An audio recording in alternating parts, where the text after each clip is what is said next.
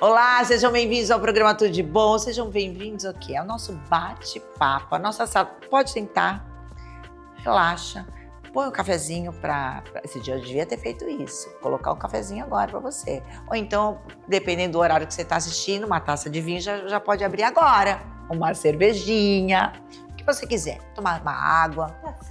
Bom lembrar que é pra gente se hidratar, porque ó como tá o meu sofá. Agora, direto do nosso estúdio aqui, na Santa Cecília TV, Márcia Ticchi, psicóloga Cristiane Fatale Elias, advogada Lena Mello, psicóloga. Não podia estar mais feliz para comemorar os meus 20 anos aqui na emissora, voltando com o quadro que eu brinco, né? Tem pessoas que falam, não, mas não tem mais. Eu falo, como assim não tem mais? É porque elas não falam mais, entendeu? Porque nesses 20 anos, desde que a gente começou, realmente as coisas mudaram, o comportamento mudou.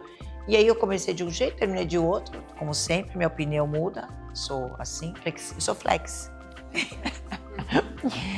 E realmente elas falaram que nos consultórios as coisas não mudaram.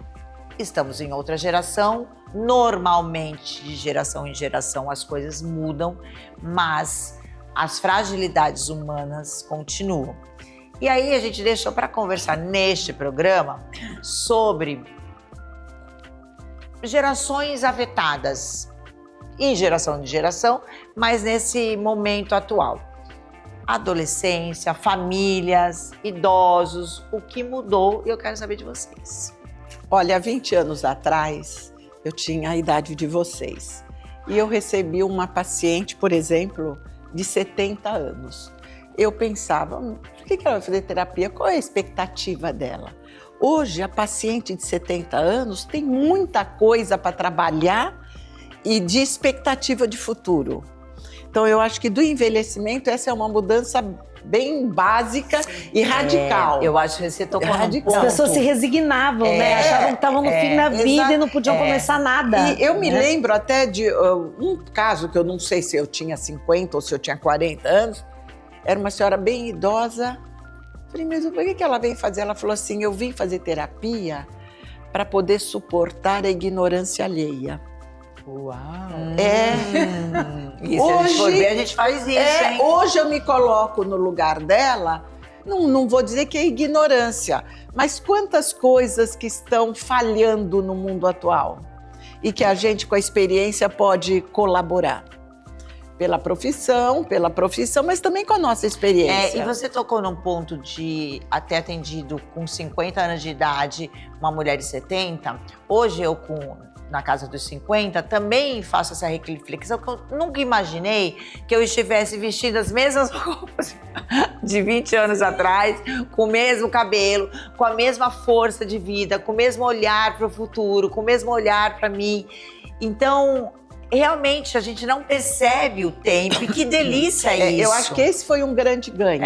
Esse olhar para o futuro, hoje uma pessoa de 70 tem. Hoje existe, não existia. Mas a gente não pode deixar de falar que o etarismo ainda existe. Lógico, existe. O etarismo está muito presente ainda na nossa sociedade. O que mudou foi a postura das pessoas idosas com relação à vida. Hoje você vê pessoas com 70 anos de idade se inscrevendo numa faculdade para começar uma nova profissão, mudando o rumo da vida, buscando novos caminhos. Hoje, até em termos de profissional, de emprego, antigamente a pessoa com 35 anos de idade já era considerada para o mercado de trabalho uma pessoa velha, né? Uma pessoa que já estava defasada perante o mercado de trabalho.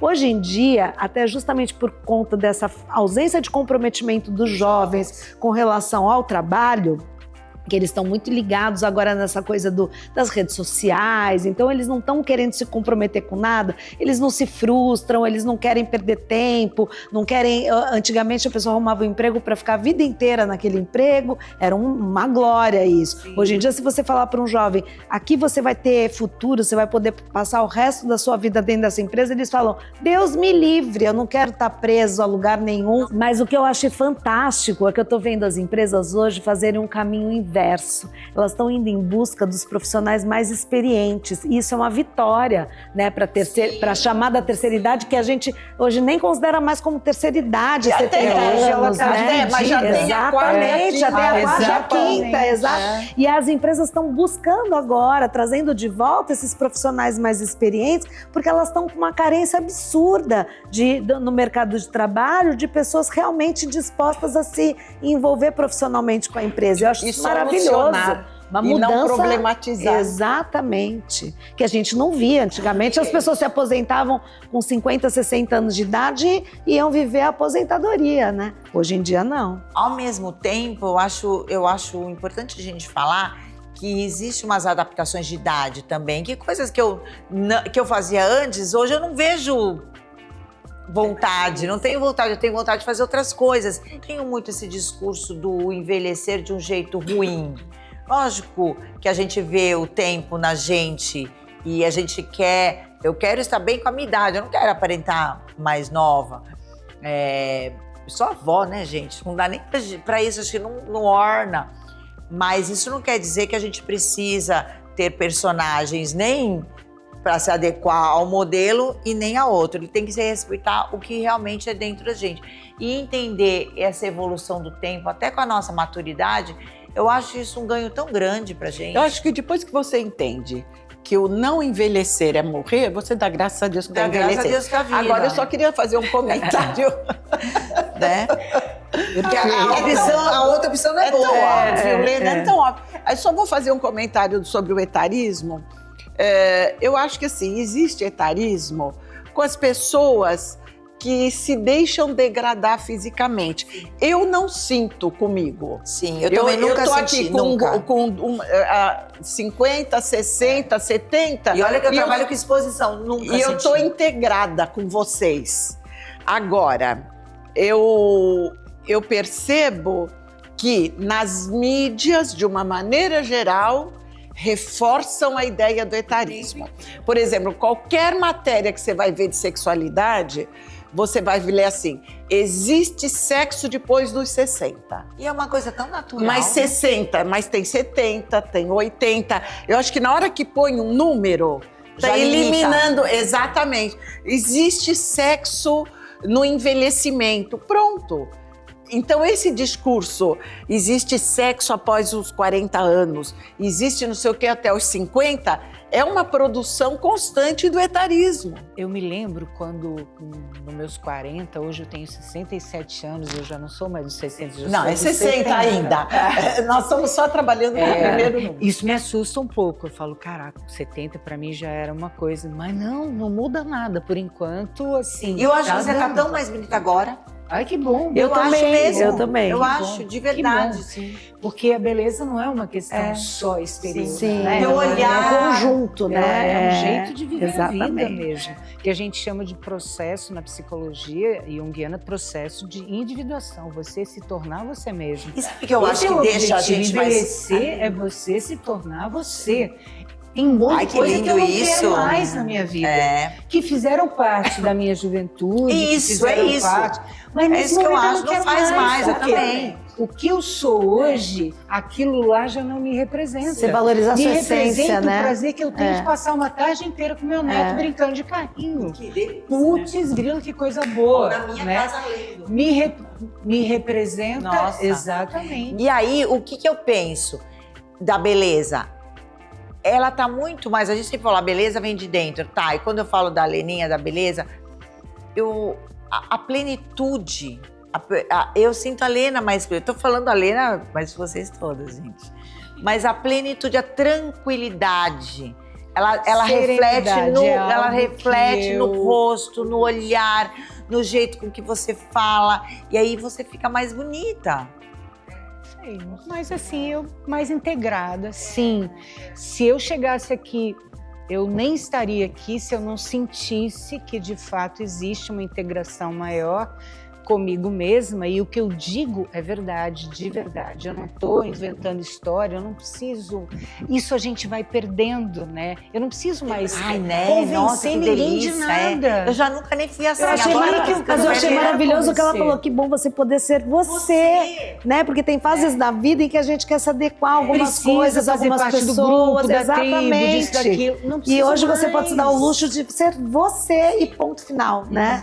Nós falávamos, eu e a Lena, quando chegamos, sempre que a gente vinha ao programa, a gente se arruma para ir ao programa, mas o sapato fazia parte. Hoje, nós duas comentamos, eu integrei o tênis, coisa que eu nunca usei. Coisa que eu nunca usei. Aí fiquei em dúvida, eu vou pro programa, vou pôr um sapato. Na hora eu falei, mas o tênis me deixa tão mais à vontade. Muito linda. E a Lena passou pelo mesmo, exatamente. E eu disse que não faço isso, eu também uso. Quando eu venho pra cá, porque eu fico muito menor do lado dela. A culpa é a Lena. Eu tô de salto porque eu tô sentada. Não tem nada a ver, eu adoro. Tô com meu coturnão aí. Obrigações. Eu adoro o salto, adoro. A gente não se permitia antes, não podia, tinha que compor de um jeito X. Exatamente. E aquilo fazia parte do que seria... Eu não sei se elegante, porque eu me sinto extremamente fazia parte do contexto. Mas o deselegante é você estar de salto totalmente desconfortável. A gente funcionava... cheio de bolha, de carro. Isso é deselegante, a gente sabe. O externo dirigia o interno. Hoje a gente já fez o inverso, ao contrário. Exato. Né? Assim, como é que eu tô? Essa aqui sou eu, essa aqui sou eu. Essa aí que eu sou. Isso aqui, quem tá aqui sou eu, sim. Né? Ai, que delícia, eu tenho que ir pro intervalo, porque é assim, senão eu queria ficar aqui, ó, batendo papo. Eu vou pro intervalo e a gente volta. Vamos falar de família? Família, adolescentes, que eu acho que vai estar até junto disso.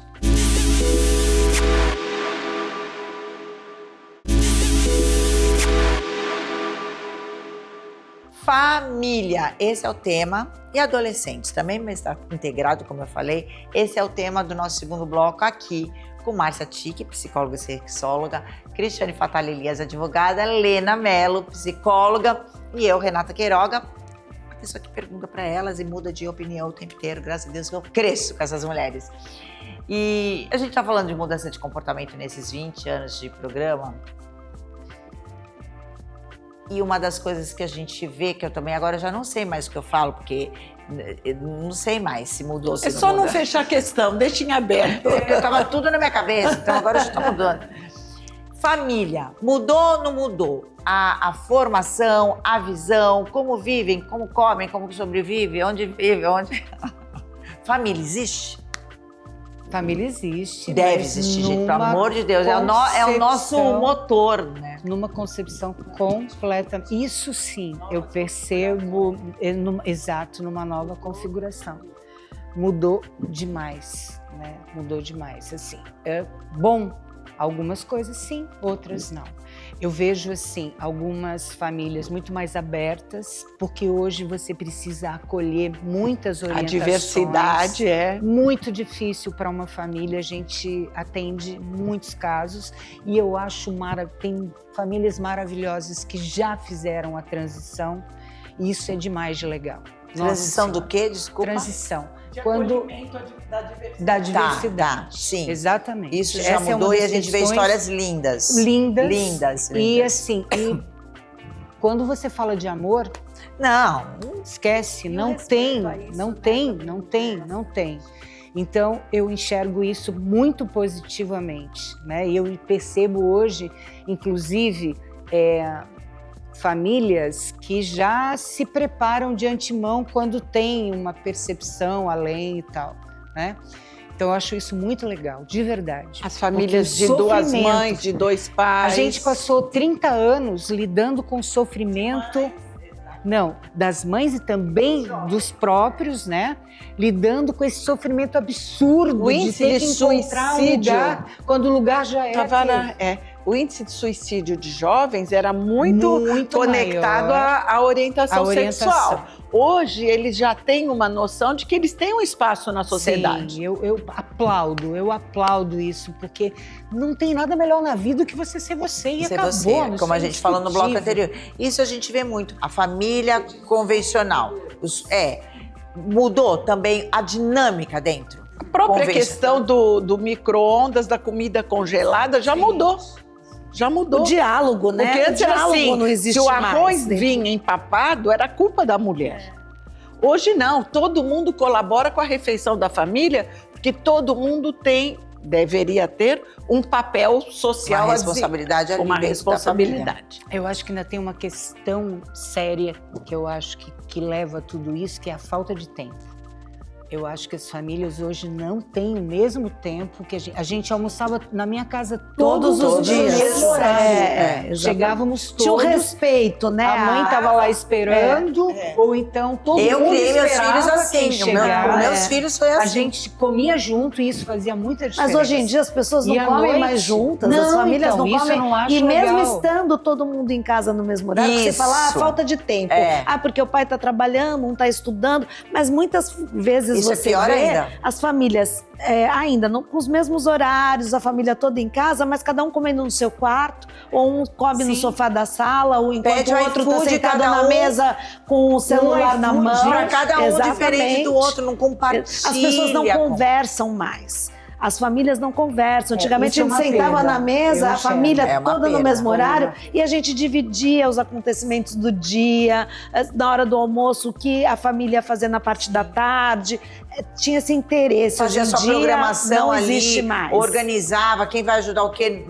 No sentido, você fica em casa, eu saio. Então, e quando você voltar para casa, então você passa não sei aonde, pega não sei o quê. A comunicação era mais fluida, né? Era a Apesar integração do da celular, família, né? apesar Era do mais celular, rígido, as famílias eram um pouco mais rígidas, né? Mas era uma coisa assim, mais partilhada, né? Hoje não tem, hoje é individualizado. eu até acho que não tem mesmo, mas que tem que ser construído. Cada família construi do seu construir de jeito, alguma né? forma. Essa semana eu comi uma pizza com uma amiga que trabalha na FEBEM. Estamos falando de família e vamos falar de adolescente, é que eu lembrei disso.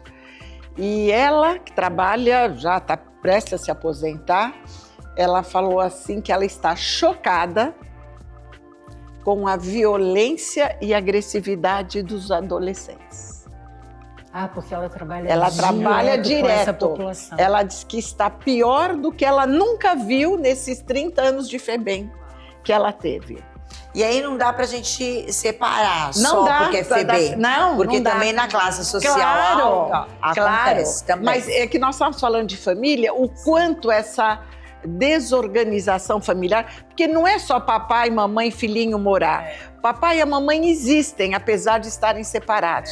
Mas não, quando a família se dissolve, se Que é perde. o que a Cris falou, às vezes tá todo mundo ali junto, papai, mamãe, os então, filhinhos na mesma hora. Tá todo mundo tão separado separados. que não se sabe E quem mesmo é. nesse novo modelo, né, de família, de 2 mães, 2 pais, tá todo mundo ali, mas continua, né, nessa toada da família tá se perdendo. E eu acho que isso é muito negativo, porque, principalmente quando a gente fala de jovens, eles estão muito voltados hoje para as redes sociais, que trazem muitas vezes informações distorcidas da realidade, que acabam se refletindo diretamente nessas relações familiares, né? E fazem eles se isolarem da realidade. Exatamente. Criar o mundo deles. E essa toada lembra? da agressividade vai nisso Lógico. também, nessas informações Até pra negar o mundo real. distorcidas. Olha, não exatamente. precisamos falar de nós duas, mas da geração de vocês. Vocês ouviram um filho matar o pai e a mãe? Não, pelo menos não era uma Hoje- coisa tão comum como se tornou hoje. Hoje é quase que corriqueiro do Não, e é noticiário banalizado, popular, no noticiário banalizado, policial. né? Exatamente. Então aí mostra a deterioração da família. Exatamente, é isso. E eu acho que a gente nem precisa chegar esse extremo. Nem precisa chegar nesse extremo. A banalização ela existe e é imperceptível muitas vezes. Não, Você vai colocando, naturaliza. vai normalizando um negócio que, cara, não tá errado. Exatamente. Então você precisa ter a atenção de fazer o Porque processo quando tá inverso. chocando, ainda ao despertar, peraí, a gente sabe o que é o saudável. O problema é quando não choca mais e tá E às tudo vezes são naquele mesmo coisas bolo. simples que o pai ou a mãe, às vezes a avó, tem que fazer. Vamos pôr os pratos na mesa da família.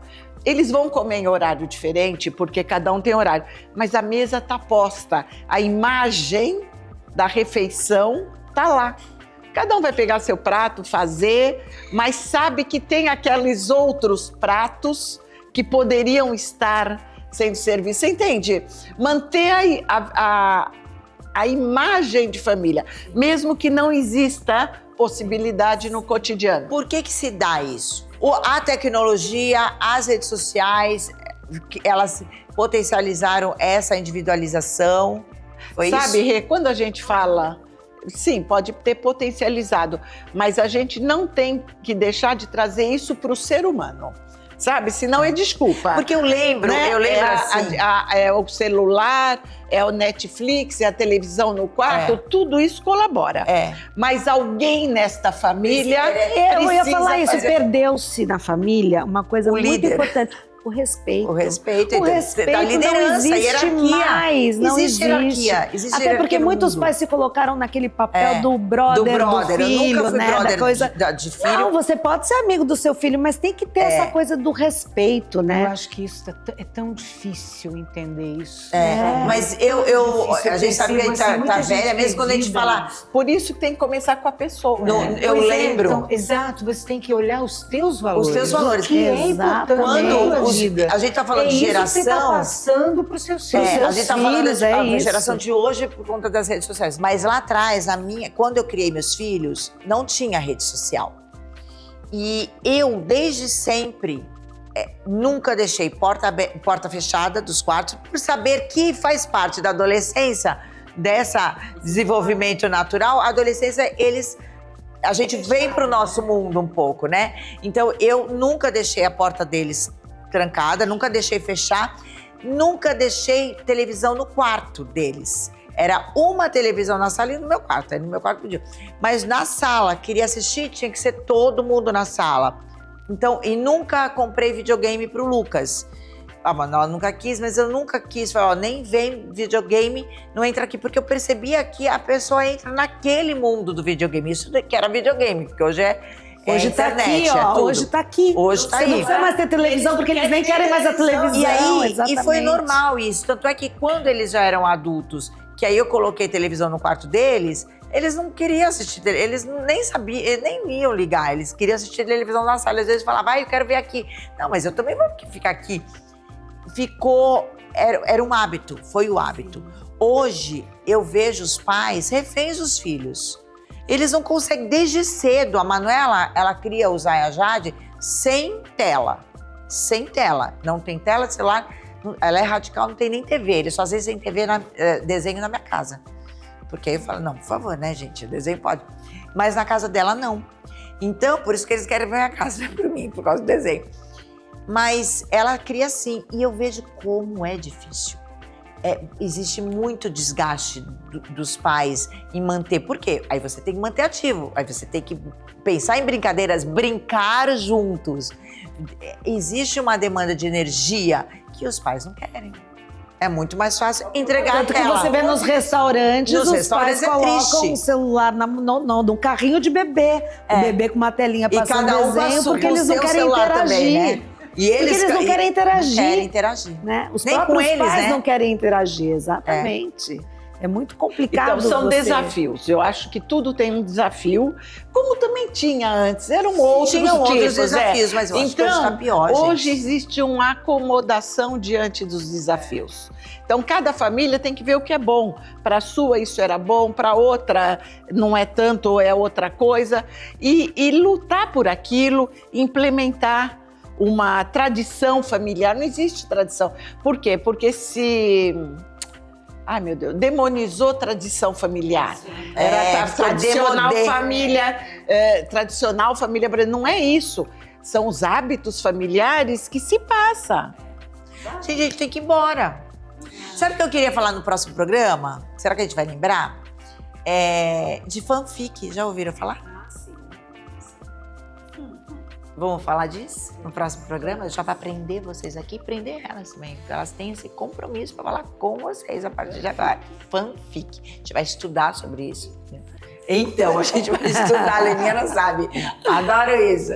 Gente, muito obrigada. Obrigada a você sempre. Muito obrigada a vocês. Obrigada, Marcelinho.